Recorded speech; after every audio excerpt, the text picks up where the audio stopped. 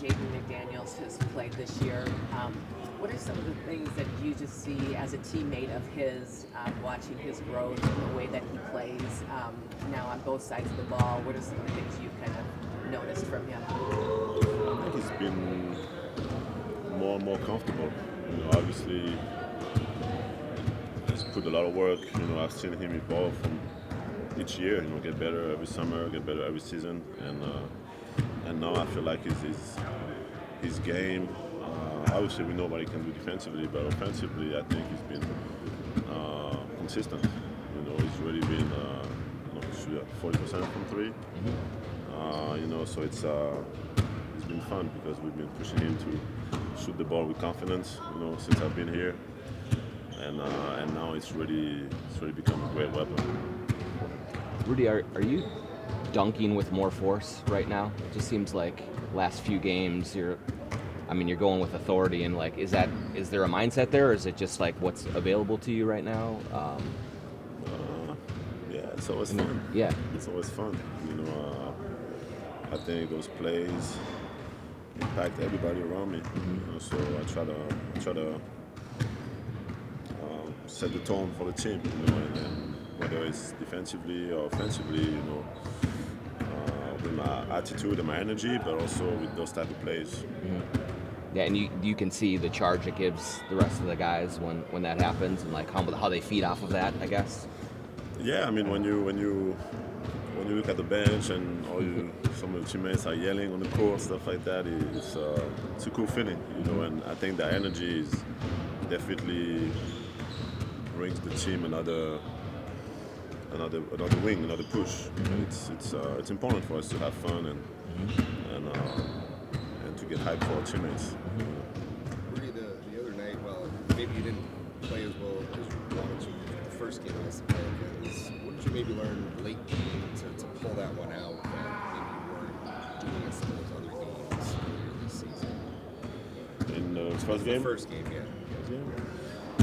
We weren't happy about the way we play, like the way we let this team really score a lot of points in transition, and we got down 15 at some point. So there was a lot of things that we weren't happy about, but I was proud of the way we stick together, and we were able to get the stops we needed down the stretch, to get the overtime and the buckets we needed, and then in overtime just being able to completely take control of the game. So it was play with fire. But we also stick together and made the plays when we needed them. So I feel like every game has some positive and some negative, but the goal is to have way more positive than negative. You talk a lot about needing to develop good habits and having those through the course of the season. What's maybe the one habit that you need to develop or fine tune to prevent nights like Tuesday from happening? I think our approach overall, our level of urgency from the jump, just been focused on us, and not anybody's record or any. At the end of the day, it's NBA players, and it's guys that are really talented, that the top 500 players in the world, and if you don't respect yourself, you're gonna get punished. And I truly believe that. I believe in the basketball gods too.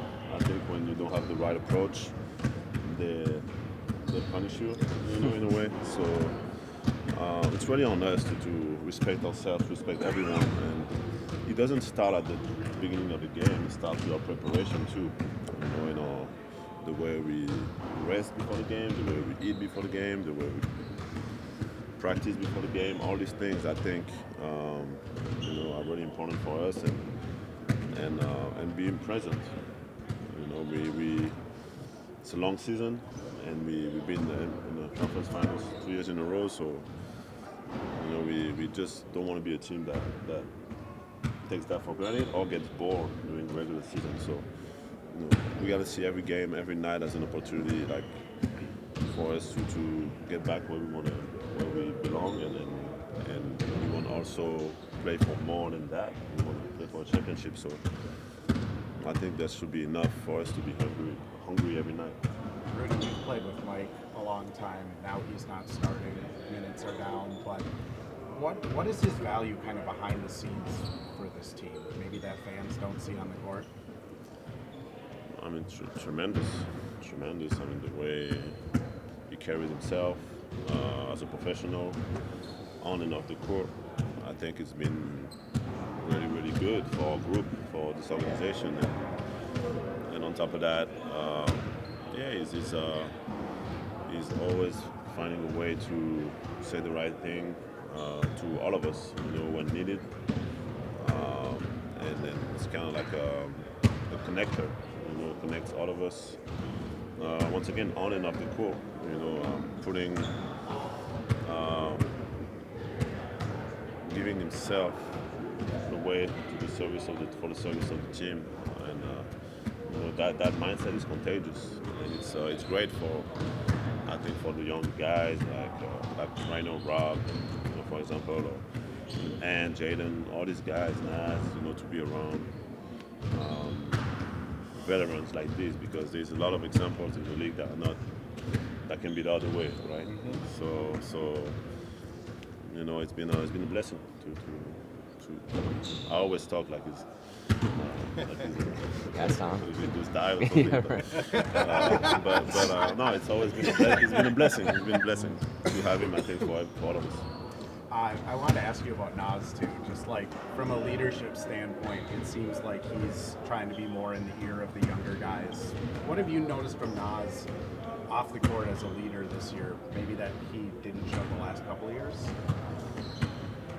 I think you can see that he's more mature, more poised in everything he does, and I think a lot of the young guys look up to him for sure. I mean, he's a guy that has a very inspiring story. He was undrafted, right? Undrafted and winning 6 Man of the Year, and also becoming like the player that he's become, and he still has. I think he still wants to get a lot better, right? But it's a very, very great example of hard work and self-belief and all these things. So it's been cool. It's been cool to watch him, and especially also what he's been through this summer. To watch him just, being a leader for us. Before you went down to New Orleans, were you giving Jaylen Brown some hair advice? Did the cameras catch you giving him some advice? I told him to join the fraternity. That was an advice, friendly advice. Rudy, just on Finch, it just feels like he stays patient with lineups and rotations. He doesn't make a lot of knee-jerk changes. How does that help you as a player? How did you see that help the team or just their mindset going on? What was the beginning? Just like how Finch stays patient with rotations and lineup combinations and things like that. He doesn't make a lot of knee-jerk changes on a night-to-night basis. But when you're entering the game, when you're coming out of the game, things like that. How has that helped? I think consistency is really important, and believing in your players and believing in your identity is important. So if you doubt that, as soon as something goes wrong, it's hard to accomplish anything, right? So it's good. It's good to have as much consistency as we can have, and it gives the players more clarity to know that people believe in them and believe in their strength. And when things go wrong, you communicate, you put the work in, you figure it out. But it's important to have some consistency. I would imagine when you kind of first got here, that was important in helping you build chemistry with other guys in the rotation. For sure.